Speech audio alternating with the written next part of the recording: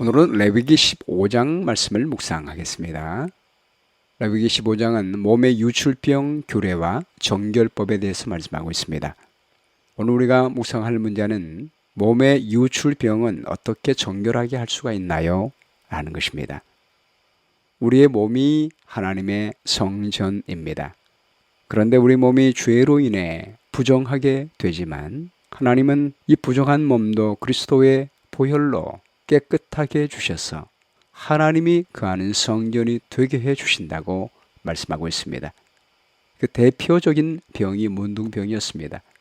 문둥병은 그 당시에 사람이 걸리는 최대의 불치병이었지만 그런 문둥병도 하나님의 창조의 능력과 그리스도의 보혈로 깨끗하게 해주심을 우리는 살펴보았습니다. 오늘 레위기 15장 말씀은 우리 사람의 몸에서 나오는 유출병으로 말미암아 우리 몸이 부정하게 된 경우에 정결하게 되는 법을 말씀해 주십니다. 물로 씻고 피로 씻어 정결케 하실 수 있음을 보여주십니다. 1절 말씀 보겠습니다. 여호와께서 모세와 아론에게 말씀하여 이르시되 이스라엘 자손에게 말하여 이르라. 누구든지 그의 몸에 유출병이 있으면 그 유출병으로 말미암아 부정한 자라. 그가 유출병으로 말미암아 부정함이 이러하니 곧 그의 몸에서 흘러나오든지 그의 몸에서 흘러나오는 것이 막혔든지 부정한즉 유출병 있는 자가 눕는 침상은 다 부정하고 그가 앉았던 자리도 다 부정하니. 출애굽기 15장은 몸에서 나오는 액체에 대해 하나님께서는 부정하다고 선언하시고 그것을 정결하게 하는 법을 말씀하십니다. 특히 성기를 통해서 나오는 피와 물에 대한 액체의 부정에 대해서 말씀하고 있습니다. 문둥병 같은 경우는 외적으로 두드러지게 드러나는 병이었기 때문에 제사장에게 진단하라고 명했습니다. 드러나는 병은 사람들이 유의하게 됩니다. 그런데 개인적인 성적인 것에 관계되는 것은 사람들이 잘 드러내기도 쉽지 않고 진단받기도 쉽지 않고 감추기 쉽습니다. 감추어진 유출병, 또 우리의 죄악들에 관한 것들을 어떻게 이스라엘 백성들이 개인적으로 정결케 할 수 있는지를 권면하고 있습니다. 이 첫 번째 부분은 남자의 성기에 생기는 유출병에 대해서 말씀하고 있습니다. 이 유출병은 남자의 생식기에 생기는 질병으로 성기가 허약해져서 정액이 무의식 중에 흘러나오는 임질과 같은 병이거나 요도 점막 질병으로 인해 점액이 분출되는 병일 가능성이 큽니다.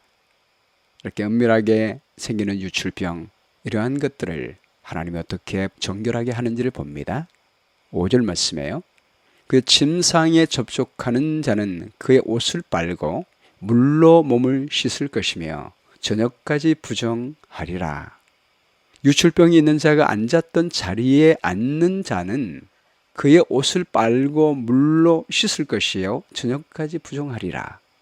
유출병이 있는 자의 몸에 접촉하는 자는 그의 옷을 빨고 물로 몸을 씻을 것이며 저녁까지 부정하리라. 지금 여기 계속해서 반복되는 말이 뭐냐면 옷을 빨고 몸을 물로 씻어라 라고 하는 것입니다. 8절 말씀에도요. 유출병이 있는 자가 정한 자에게 침을 뱉으면 정한 자는 그의 옷을 빨고 물로 몸을 씻을 것이며 저녁까지 부정하리라.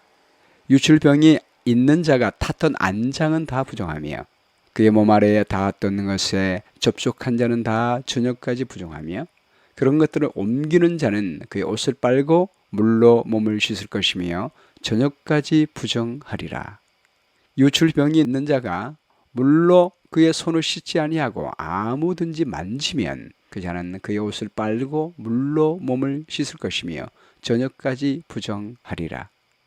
유출병이 있는 자가 만진 질그릇은 깨뜨리고 나무 그릇은 다 물로 씻을지니라. 유출병이 있는 자는 그의 유출이 깨끗해지거든 그가 정결하게 되기 위하여 이레를 센 후에 옷을 빨고 흐르는 물에 그의 몸을 씻을 것이라. 그리하면 그가 정하리니. 요즘도 이 과학이 발달된 시대에 코로나 바이러스의 감염을 예방하는 최선의 방책이 무엇입니까? 네, 마스크를 쓰고 또 자주 씻는 것입니다. 자주 닦아내는 것입니다. 흐르는 물에 깨끗하게 씻고 옷을 빨고 그렇게 하는 것이 과학이 발달된 이 시대에도 최선의 방법이라고 말하고 있습니다. 이런 면을 볼 때 지금으로부터 3,500년 전에 말씀하신 우리 하나님의 방법이 얼마나 과학적입니까? 우리 몸에서 나오는 전염이 되어지는 액체로 말미암아 유출이 있다 할지라도 빨고 씻으면 정결하게 되리라 라고 말씀하고 있습니다. 오늘날 코로나 바이러스로 말미암아 창고를 할 때에도 마스크를 쓰면 되는 이유가 무엇입니까? 말을 할 때 입 안에 있는 액체가 분말로 튀어나오기 때문에 그것을 방지하기 위하여 마스크를 쓰는 것입니다. 똑같이 몸 안에 있는 액체가 정결하지 못한 것이 나올 때, 씻고 닦을 때, 그러면 그가 정하게 되리라 라고 말씀하십니다. 우리의 죄의 씻음도 이와 같으리라는 것을 상징하고 있습니다. 성서에 보면 번제단에서 우리의 모든 죄를 태운 다음에 성소 안에 들어갈 때 제사장은 물두멍에서 손과 발을 씻고 들어갔습니다. 이 물은 침례를 상징합니다. 로마서 6장 말씀에 우리가 침례를 받게 될 때 이것은 우리의 몸을 씻는 것이 아니라 그리스도의 보혈로 우리 모든 죄악을 씻어주심을 상징하는 것입니다. 부정하게 됐다 할지라도 그리스도의 보혈로 물로 정결하게 되어 우리는 하나님의 보좌 앞으로 나갈 수가 있는 정결한 하나님의 성결이 될 수가 있는 것입니다. 14절 말씀에요. 여덟째 날에 산 비둘기 2마리나 집 비둘기 새끼 2마리를 자기를 위하여 가져다가 회막문 여호와 앞으로 가서 제사장에게 줄 것이요 제사장은 그 한 마리는 속죄제로 다른 한 마리는 번제로 드려 그의 유출병으로 말미암아 여호와 앞에서 속죄할지니.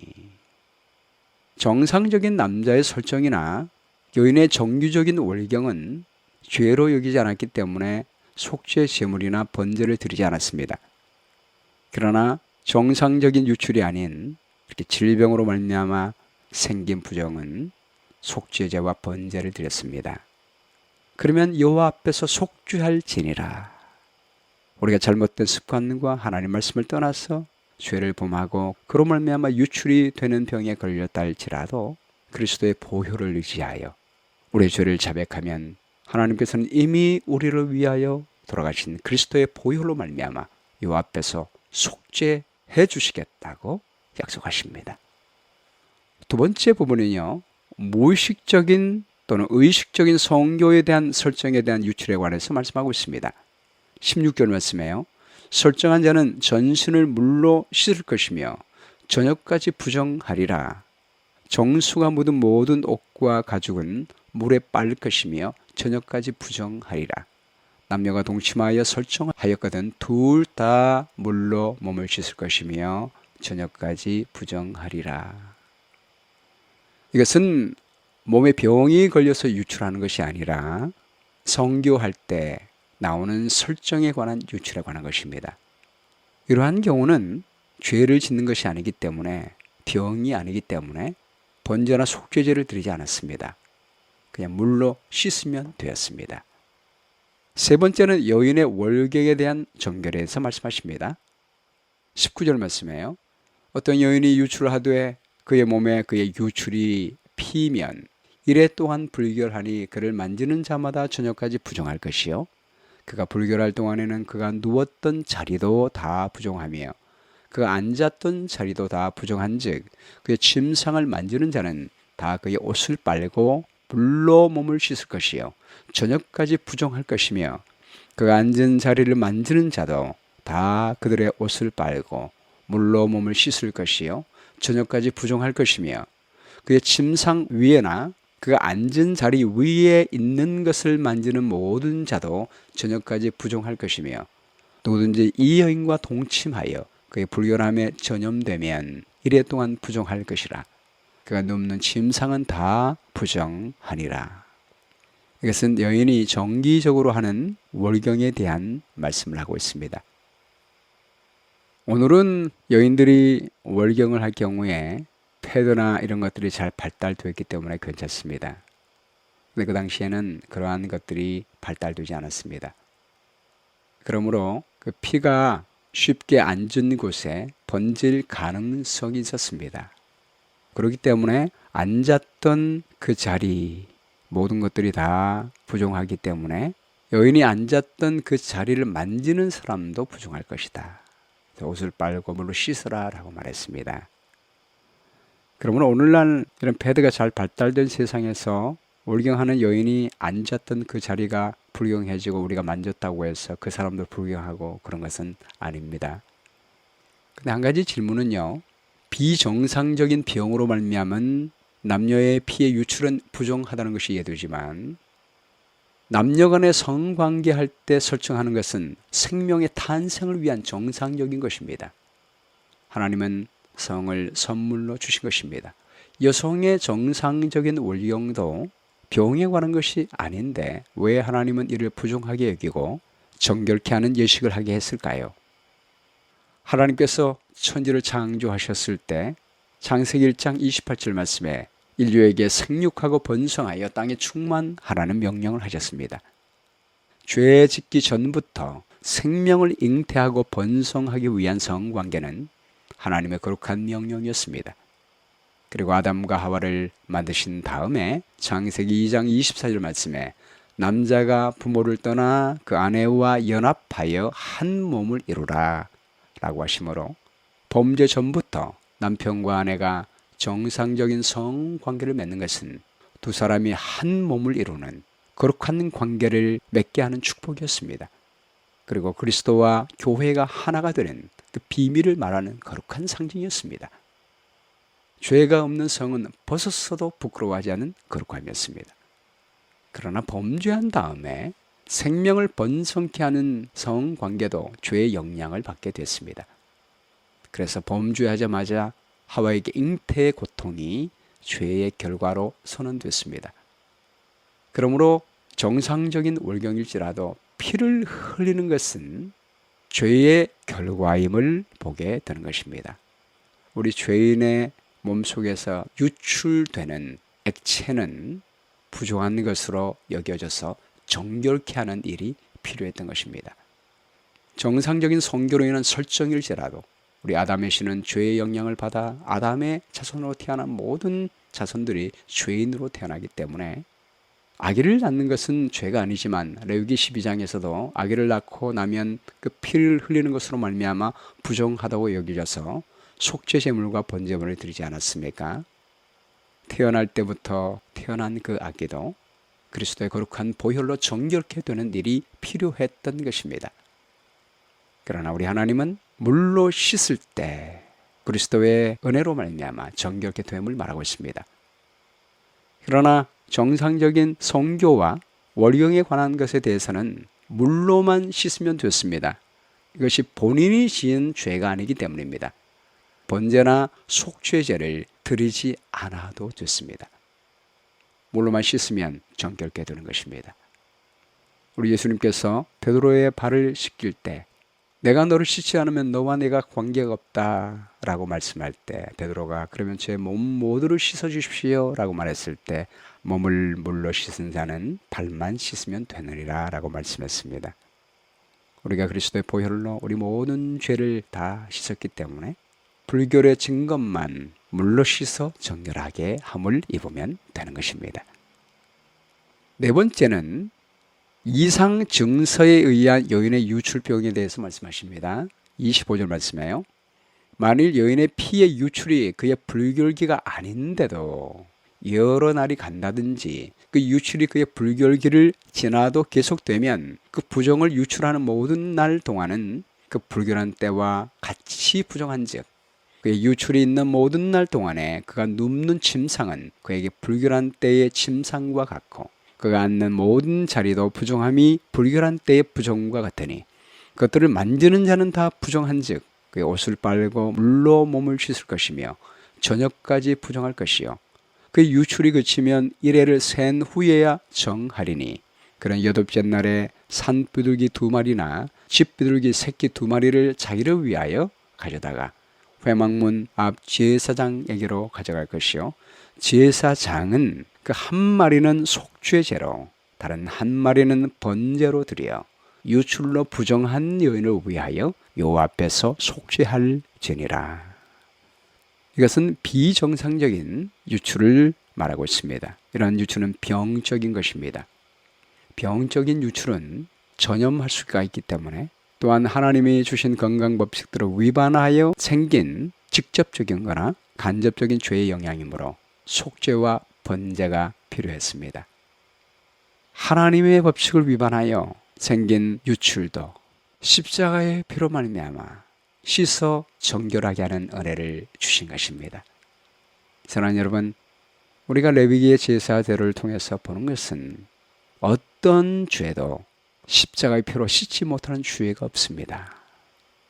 유출도 문둥병조차도 어떤 부정한 일이 있다 할지라도 하나님 앞에 나가 이미 우리를 위하여 흘리신 그리스도의 보혈을 의지하여 우리의 죄를 자복하고 하나님께 나가면 피로 말미암아 모든 죄를 다 씻어주시고 속죄하게 해 주십니다. 여호와 앞에서 속죄할지니라. 하나님은 모든 죄를 다 속죄해 주십니다. 특히 하나님께서 성기에 대해 정결케 하는 특별한 제도를 두신 목적은 하나님은 생명을 잉태하고 부부관계를 하나가 되게 하는 성관계가 거룩하게 하게 하기 위하여 그리스도의 보혈로 깨끗하게 해 주시는 것입니다. 정결하게 하여 우리의 가정이 하나님의 거룩한 가정이 되게 해 주십니다. 31절 말씀에요. 너희는 이와 같이 이스라엘 자손이 그들의 부종에서 떠나게 하여 그들 가운데 있는 내 성막을 그들이 더럽히고 그들이 부정한 중에서 죽지 않도록 할지니라. 이 굴에는 유출병이 있는 자와 설정함으로 부정하게 된 자와 불결기에 앓는 여인과 유출병이 있는 남녀와 그리고 불결한 여인과 동침한 자에 대한 것이니라. 어떤 유출과 부정이 있어도 우리는 물로 씻고 그리스도의 보혈로 깨끗하게 하여 우리는 하나님의 성막 가운데 하나님의 영광 가운데 들어가는 하나님의 성전이 될 수가 있습니다. 영적인 것도 마찬가지입니다. 계시록 22장 14절 말씀에 그 두루마기를 빠는 자들은 복이 있나니 이는 저희가 생명나무에 나아가며 문들을 통하여 성에 들어갈 권세를 얻으려 함이라. 죄가 있다 할지라도 그 두루마기를 빨면 두루마기를 빠는 자들에 관한 성경 뉴 킹 제임스 버전에 보면 하나님의 계명을 지키고 회개하는 자는 이라고 되어 있습니다. 우리가 하나님의 거룩한 계명 앞에서 우리 죄가 발견될 때마다 그리스도의 보혈을 의지하여 죄를 회개하면 그 즉시 이미 흘리신 그리스도의 보혈은 우리 모든 죄를 다 깨끗하게 빨아주시는 것입니다. 그런 다음에 우리는 생명나무에 나갈 수 있습니다. 문들을 통하여 성에 들어갑니다. 이 성은 하나님이 거하시는 임재를 말합니다. 하나님의 지성소 안에 들어가 하나님의 영광을 바라고 즐거워할 수가 있습니다. 오늘 말씀 가운데 나타난 하나님의 성품은 무엇입니까? 우리의 생활과 가정을 정결하게 하시는 하나님이십니다. 용기를 주는 약속은 우리 죄인의 몸 안에서 유출되어 부정하게 되는 것이 있다 할지라도 물로 씻고 그리스도의 보혈을 의지하여 씻게 되면 우리는 하나님의 거룩한 보좌 앞에 나가 그분의 임재 앞에서 거룩한 아름다운 결혼과 가정을 이루어 나갈 수가 있습니다. 실천할 내용은 우리 몸을 자주 물로 씻고 또 옷을 깨끗이 빨아입고 집안도 깨끗하게 청소하는 가정이 되었으면 좋겠습니다. 그리고 그리스도의 피를 의지하여 우리 죄를 고백함으로 말미암아 우리 모든 부부관계, 우리 가정의 삶 깨끗하게 하여 우리 부부의 관계가 우리 가정의 관계가 거룩한 성전이 되어 하나님이 머무시고 하나님이 거하시는 아름다운 가정이 되었으면 좋겠습니다. 기억절 말씀은 레위기 15장 11절입니다. 유출병 있는 자가 물로 손을 씻지 아니하고 아무든지 만지면 그 자는 옷을 빨고 물로 몸을 씻을 것이며 저녁까지 부정하리라. 기도하겠습니다. 아버지 하나님, 죄로 말미암아 부정하게 된 우리 몸 안에 있는 것들 물로 씻어 정결하게 해주시고 그리스도의 보혈로 말미암아 모든 죄를 씻어 정결케 은혜 주셨사오니 감사합니다.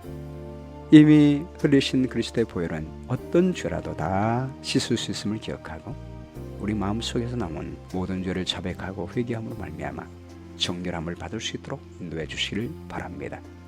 드러난 죄뿐만 아니라 은밀하게 감춰진 그런 모든 죄악도 물로 씻고 피로 정결케 하시는 그리스도의 은혜를 얻어 깨끗하게 함으로 말미암아 우리의 가정이 우리의 모든 관계가 거룩하게 되므로 하나님이 거하시는 아름다운 가정 될 수 있도록 도와주시옵기를 간절히 바라오며 예수 그리스도의 귀하신 이름으로 기도합니다. 아멘.